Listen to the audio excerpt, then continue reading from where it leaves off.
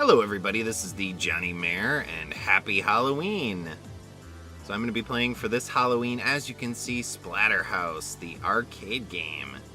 So a few years ago I actually played through the TurboGrafx version of this game, and now this year I've decided to play through the arcade original. And so this version is actually pretty hard to find.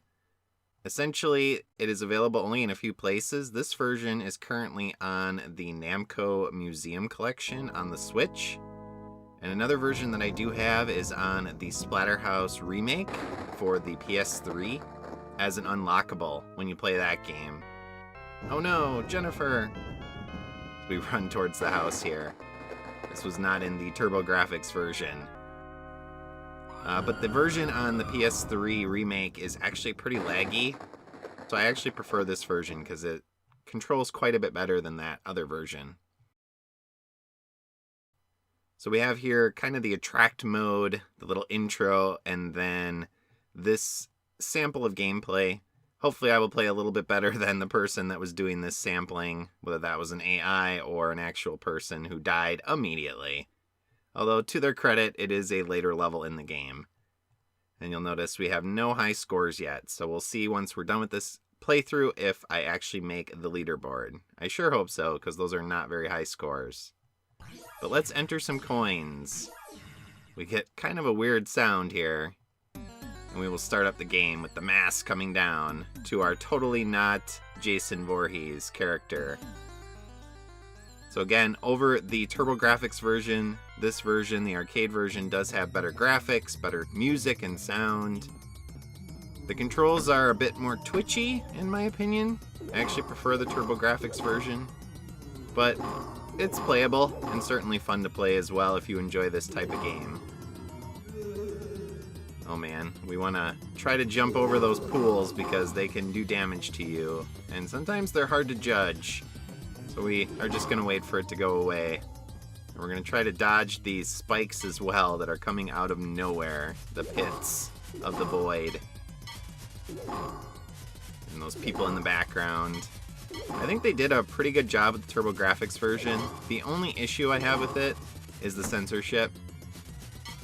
But overall, I think graphically, the sound, considering that it was essentially an 8-bit machine. I mean, 16 bits in some ways, but overall an 8-bit machine. And let's hit him and head to the first boss. The TurboGrafx version is pretty nice, but obviously the arcade version is much more powerful and overall is a better experience. So we're going to head over here to the right corner. It's a little bit of a safe spot, fighting off these worms here. We have to stand up and kneel down to hit the worms. You do need to stand up every once in a while to hit the worms, otherwise if you just duck down, they will hit you eventually. So we're doing pretty well here. And then there is one more worm that's going to pop out of that body. And this does remind me of the NES version of Friday the 13th with the fireplaces that you could actually light in that game. But in the arcade version, we get these nice stage graphics kind of illustrating what's coming up. And we're going to head into stage 2 here. Lots of gruesome elements. Now we do get a hatchet right away in this stage, but I actually prefer to not use the hatchet, because when you use the hatchet, there's a little bit of a delay when you press the action button, and I find that punching is actually quite a bit quicker. So for at least this part of the stage, I actually do quite a bit better with just punching. Because of how quickly the enemies are trying to swarm me, I don't like to use the hatchet as much. True, we're not getting the cool evisceration effects not using the hatchet, but I am trying to just get through this game without dying too much. So we'll see what happens. And now one of the coolest stages, which is the sewer stage. And it's cool because of this 2x4 that we pick up. And we can hit these water guys into the back wall. Very cool effect.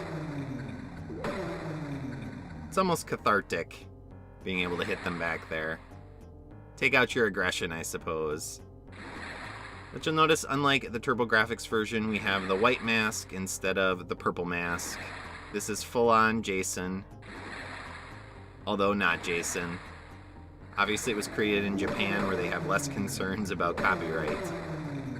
So when they brought it over to the US, you know, there were more concerns about that stuff. But for here, we're not super concerned. In later versions of the game, Splatterhouse 2 and 3, and the remake, they changed the mask to look less like a hockey mask and more like a bone kind of face. But here we have Boss 2, which is, I guess, a poltergeist. So it's going to drop stuff on the floor down here. We're going to shift over to the center a little bit here to avoid that can. And then we're going to fight some stuff in the background like this chair. And then these knives that are going to come flying at us. So we have fists of steel. We can just knock things out of the air. Ow! The hardest thing about the knives is if they go low, because it goes below my hitbox. And then the last thing we have to kill once we take out this last knife is the painting. So you want to catch it in a corner and just hit it repeatedly. And then do not stand in the middle, because that chandelier is going to fall, and that is an instant kill. Because of course it's an arcade game. They want you to die as much as possible, so you have to put in as many coins as possible. Now we're going to go to an outdoor stage. Stage 3. Which is very spooky. We're going to start seeing some different enemies here. And we do want to try to carry this shotgun, all the way to the end of the level. So these dogs, you want to kick them, and then actually go back a bit because they will jump. And if you stay kind of in the middle of the screen, ugly baby thing there. We don't want to hit these little puddles here because they will take you to an underground stage, which is really annoying.